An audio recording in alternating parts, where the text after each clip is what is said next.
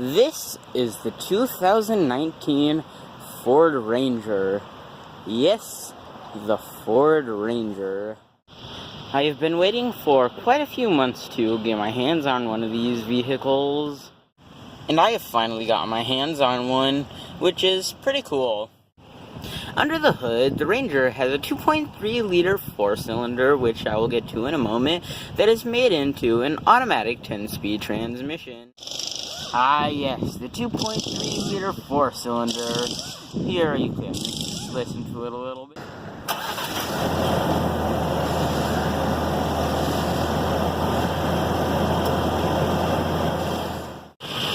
You can see the truck from the front, it's all started and the headlights are all on. And here's what the turn signals look like. And from the rear, which I definitely like much better than the front look. Huge thanks to Midland Ford Lincoln. They have this Ranger along with two others. They have three Raptors. They have the new Ford Edge Sport. They have a Lincoln Navigator, a Continental, and my favorite, they have a Mustang GT350. It's a pretty nice one. I will have their dealership in the description below. You should check them out. Like I said, the Ranger just has a little 2.3-liter EcoBoost four-cylinder, but here are the numbers. It has 270 horsepower, 310 pound-feet of torque, and it can tow up to 7,500 pounds.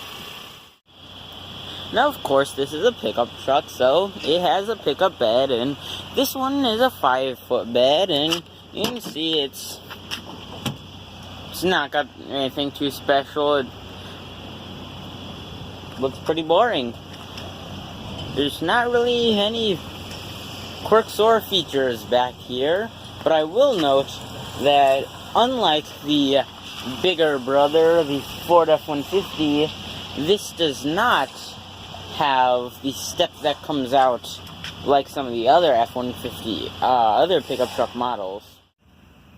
I think the Ford Ranger's main competitor will probably be the Chevy Colorado, and just like the Chevy Colorado I reviewed, the ZR2, it's manual. Back in the back, you have 3 seats, and just like many other vehicles, there's an armrest, but how do you get it? If you just pull, it won't open. If you reach in, you can feel that it's there, but can't get it out. But you can. It's just magic. You can see down here, when you pull, there's this little latch. And that right there is what it connects to. This is very, very surprising. Normally, you don't see this. Right here, you have this. Window goes down, window goes up. Perfectly normal. We're in the back seat. You can lock the doors.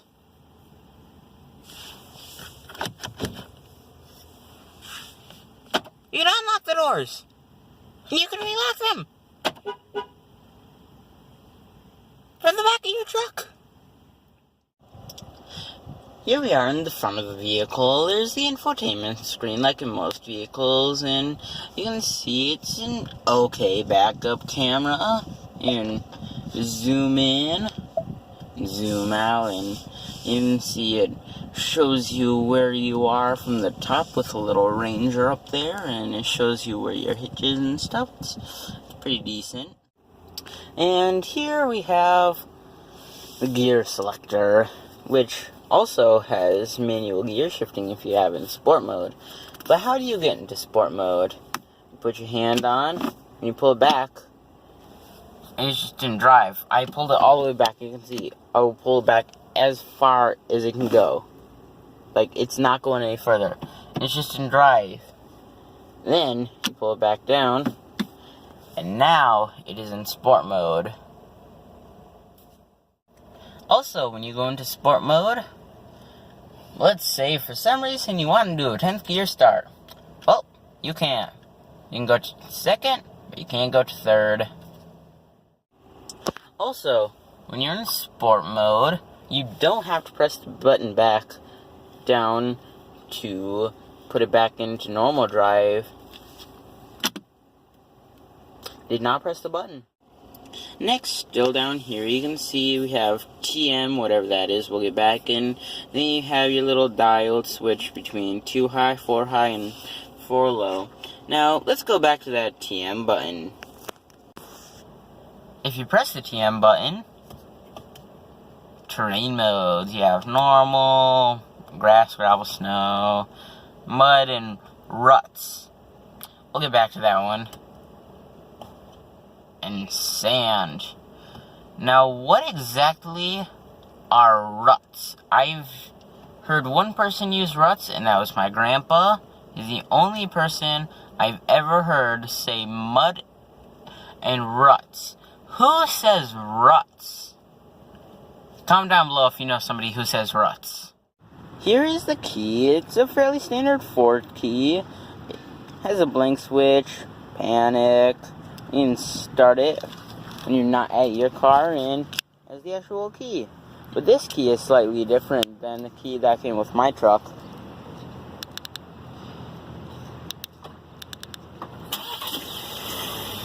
It has a button on it and a light.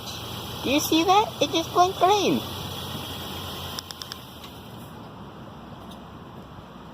And then it blinked red. Very interesting. Now, you may or may not know this, but the Ranger is actually coming from Mexico, and what's interesting about this is because this is just the European model with some added safety features and a little bit more. Next year, and within the next coming years, Ford is going to add some more stuff, but this is essentially a European vehicle made for the US. An interesting thing about that, I guess, when you turn on to radio,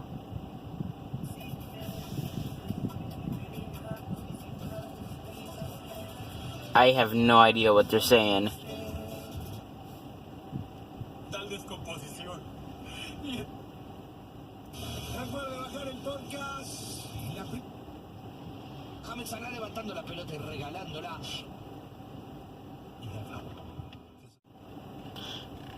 Don't worry, that's just at the end. There's still English music. I have no idea what any of this is.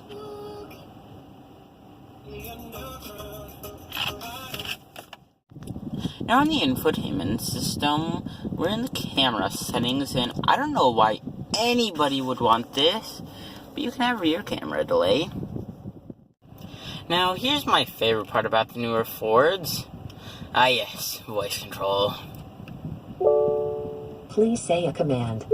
Please subscribe to the T-Source YouTube channel. I didn't get that. You can say AM, FM, USB, or Sirius. If a phone is connected, you can say call, followed by the Sirius channel name. Please say a line number, or say none of those. Some of those. I didn't get that. Please say the line number, like line 1. Now here's the gauge cluster. You can see it's got a screen, and it's got some fairly standard stuff. You can see it's got miles per gallon. It's got in how many miles it has left of gas. And you can see there's fuel history, average fuel, miles per gallon, some other stuff, distance to empty. My favorite part is average speed. If you're a teen and your parent buy this car, you can get in a lot of trouble with that. Here's the next part, which I'm sure everybody is interested. Ah, yes, the center console. It's a little button. It opens. It's got some storage. It's pretty small, but it's got some. You can see there's this little button, and it's a great little button.